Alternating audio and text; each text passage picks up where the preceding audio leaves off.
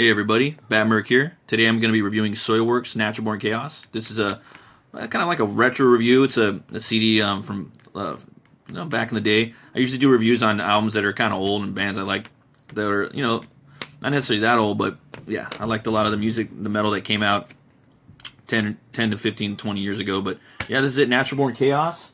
In case you don't know Soilwork, to break it down really easily, they're kind of like the Swedish Pantera in some ways. At least they kind of were back then. But I don't know, for fans of like metalcore and melodic death metal, you love this stuff. Or even fans of like Iron Maiden and Fear Factory, you're probably gonna love this too. Or Killswitch Engage, the American metalcore scene.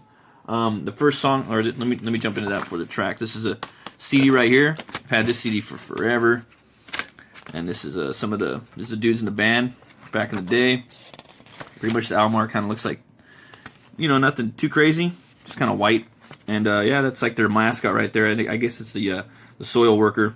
I did a little drawing of him one day. I do this thing where I make metal album mascots fight each other just for fun. So I haven't done too many of them, but I'm going to do more in the future. But yeah, that's it right now for the most part. That's the CD.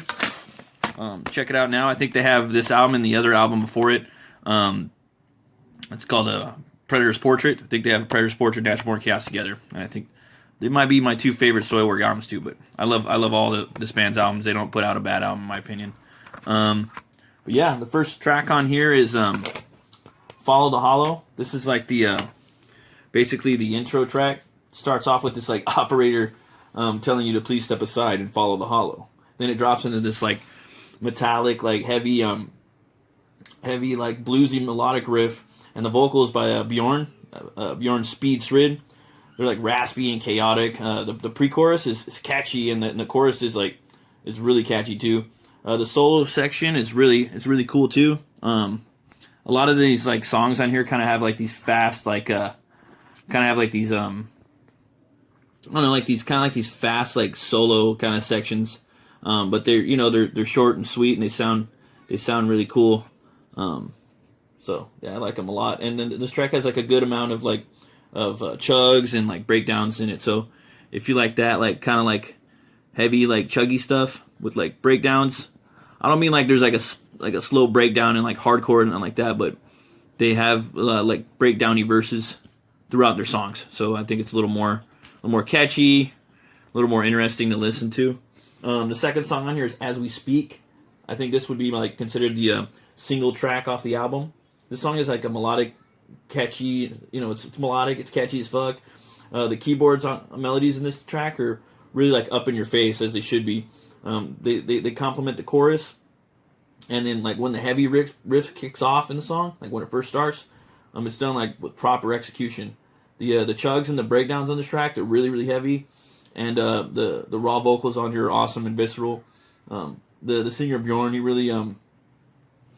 really shines like with his melodic like tones in this album in general, but also like just in the song, like he kind of like basically, I don't know, like started to really use the clean vocals. He started to on the last album too, but I think on this track, like you can kind of see it, like he's really like getting comfortable with it. So yeah, check out that song. The third song on here is the FLAMEOUT. This one, it's like kind of has it's like the Swedish Pantera feel to it. It's a solid banger. The chorus is like contagiously catchy, and the layout of the riffs, they create this solid formula of breakdowns, build-ups, and atmosphere. It's got a lot of like cool solo sections in the song too. The fourth track on here is the title track. This is Natural Born Chaos. This one kicks off with this heavy, rockin', distorted, mixed like sound with these really cool, interesting keyboard synths. You gotta listen to this track with like headphones on it. I think a lot of metal bands, including Soilwork, that have like keyboard players, sometimes it's kind of cool to listen to the songs with like keyboard play listen to songs with like keyboards with headphones that have keyboards in there. Sorry. Because they just sound really awesome. yeah, it's a pretty cool track. I think the lyrics on here are just like kind of like about people like kind of being lazy and stuff like that, and like not, I don't know, like really like taking, like stepping up their game. You know what I mean? Like a lot of people kind of just slouch around or kind of sloth it out. Kind of slosh hard. They don't really, I don't know, they don't really do much. So I think that's kind of what he was talking about in the song. I could be wrong though. I could be wrong, but that's kind of what I gathered out of it. And sometimes these bands, they write lyrics like that to kind of, leave it open to interpretation for the audience or the listener to figure out exactly what the lyrics could be about. The fifth song on here is Minefields, one of my favorite Soilwork tracks of all time, and off the album too. This one's packed with hard-hitting drums, interesting keyboards. It's got a killer like guitar solo, and the chorus is cool, man. It stands out. It has this I don't know, the chorus kind of has like this falsetto-esque scream type of thing that he does. He's like scream singing, not like screamo, but like, I don't know, it's fucking awesome. This song, if you like Soilwork, you'll probably hear this song and just like kind of be like, you either like the band or you won't like the band. But yeah, this song will definitely do it. The sixth song on here is The Bringer. This track right here, it starts with this classic clean guitar, then it's backed with these like notes that are kind of like hanging in the background guitar notes. It has this like legit dime bag feel to it. Again, one of my favorite Soilwork songs. This one's catchy, it has it all.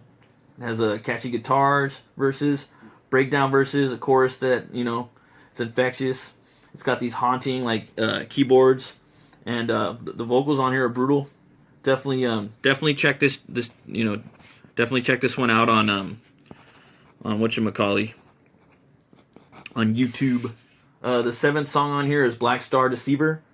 In this banger, the vocals are crazy and chaotic, the drums are hard hitting, and the chorus is clean and also has this like melancholic feel to it. The organ effects on this one, for some reason, it gives the song like this like spacey feel to it. There's this part when the drummer does this like really cool, I don't know, he just does these really cool things like with double bass and stuff like that. And yeah, I was at the beer store and I almost bought this like Black Star beer. I forgot the name of it, but I don't know. I saw something else and I figured I would pick that up instead. Instead of the Black Star one. The eighth song on here is Mercury Shadow. This track right here has this kind of has like this hard rock vibe to it, and it picks up in certain parts with this disco beat. I don't know. So, it seems like Soilwork, they use disco beats a lot, but they're fucking like hard hitting. Like they use them to their advantage. It's fucking awesome. I love how they do that shit. And don't get me wrong, I fucking hate disco, but the drum beat, I don't know, man. When the way it accents the guitars, it really brings like a new dimension to the sound. Yeah, I think the vocals on here by Bjorn are really catchy. Even on this album, like I was saying, he's at that time in his life, he was probably getting more basically kind of getting comfortable with doing the clean vocals and stuff like that. And you can really hear it on this album. It sounds pretty cool. And yeah, the ninth song on here is No More Angels. This one has a cool verse where the keyboards like they're leading the song basically, and I think it's the part where I think it's the actual chorus, the chorus section, and the rhythm guitar is accenting what the keyboardist is doing. And I've noticed on like, I don't know, like on the newer albums, the keyboards aren't really up in your face that much, but on this track they really are. Like you can really hear the dude the keyboard verse and the guitar just kind of really accenting it. When the vocals like drop, like right when the guitar, the vocal part, right when the vocals come in, it's really heavy, and the drums accent the guitar really cool. I think it's probably my like favorite, maybe my favorite verse on the album, and it's really quick too. It's just the way the drums and the drums and the guitars accent each other. It sounds really cool. And if you listen really close, there's this one spot where he does this little thing with the double bass that sounds cool in this song. The 10th song on here is Soilworker's Song of the Damned. This is my favorite track on the album. I think this track was like dedicated to the fans.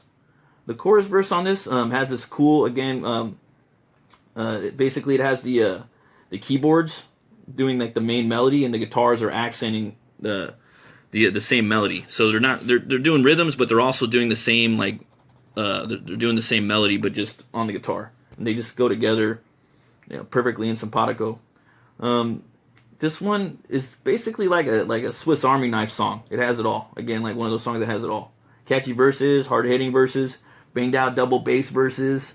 It's got a memorable chorus that stays, and it's got a proper solo section. It basically sends off the song into like an infectious outro. So that's probably my favorite song on there. If I could, I would play a lot of these songs, but it's kind of hard to do all the I don't know, get copyright stuff going, and I don't know, it's kind of it's not really fun. You got to contact the record label and get permission and yada yada yada. But yeah, definitely I give Soilwork's Natural Born Chaos 2 horns up. One of my favorite fucking metal albums of all time. Probably my favorite Soilwork album. I was also at the beer store today, and I came upon this Budweiser Black Lager. It's a Jim Beam, and I'm having a little trouble reading out the fine print. I guess it's aged perfection on real bourbon barrel.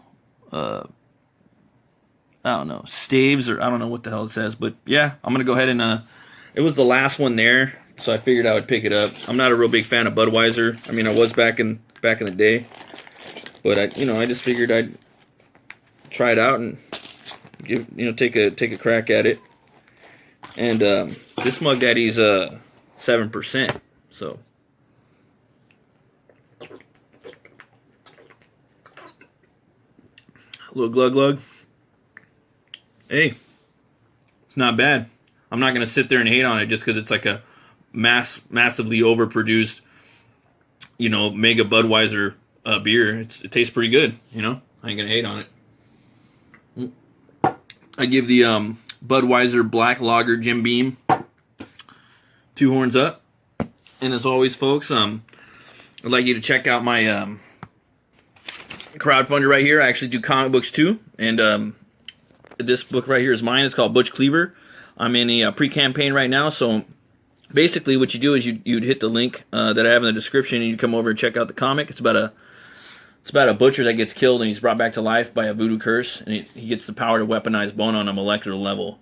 So he can make different types of bones, weaponry, and he's trying to solve his murder, and he's trying to basically, be a better being, and find out who killed him. So for fans of like slasher movies like Freddy, Jason, Michael Myers, that type of thing, you're probably gonna like this. And also people that like spaghetti westerns or westerns, maybe even like Bone Tomahawk or Unforgiven or Outlaw Josie Wales, where you got a lot of characters. So that's a big inspiration for me too.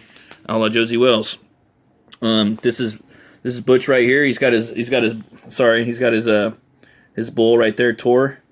And if you want, folks, you can come on over and check it out. This is a Comicsgate book, and basically Comicsgate is a network of fans and creators that are all about fans, and customer support and what customers want. And also, it's about not having extreme politics or religion in your book. So that's what I'm part of.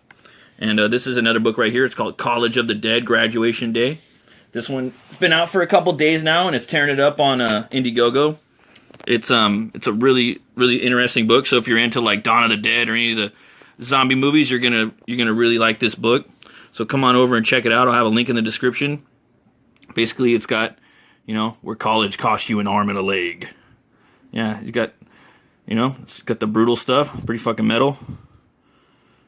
All the zombie stuff right there. Check it out. It's only like $25, and you get a badass colored zombie epic right there. So go over and check it out. If you're into horror and zombies, it's got a lot of cool stuff. And this is the second one. The first one came out, and that one was a black and white one. It looked really cool too. It had that old school OG Night of the Living Dead Romero feel to it. But this one looks just as awesome too, maybe even better. So go on over and check it out. And as always, folks, if you like metal, if you like movies, you like brewskis, you like comics, then hit that like button, subscribe, ring that bell for metal, movies, and brewskis. You folks have a great day.